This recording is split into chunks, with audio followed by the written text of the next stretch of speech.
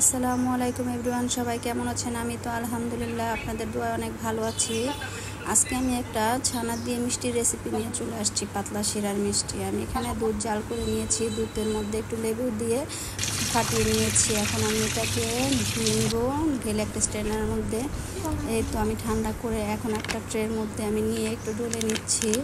এখন দিয়ে দিচ্ছি অল্প একটু গুঁড়ো দুধ। গুঁড়ো দিলে এটার টেস্ট আরও বেড়ে যায় অনেক গুণ। এখন আমি একটা প্যান বসিয়ে দিয়েছি, প্যানের মধ্যে পানি দিয়ে এলাচ দিয়ে এখন সামান্য চিনি দিয়ে দিচ্ছি। যেহেতু পাতলা শিরা সেহেতু সামান্য চিনি দিলে হবে। এখন আমি চিনিটাকে ভালো করে গলিয়ে জাল করে নিব। এক প্যানে আমি জাল করে নিচ্ছি। এখানে আমি মিষ্টির শেপগুলো দিয়ে নিচ্ছি, সেই ছানা দিয়ে দিয়ে একটা একটা করে আমি সবগুলো বানিয়ে নিব।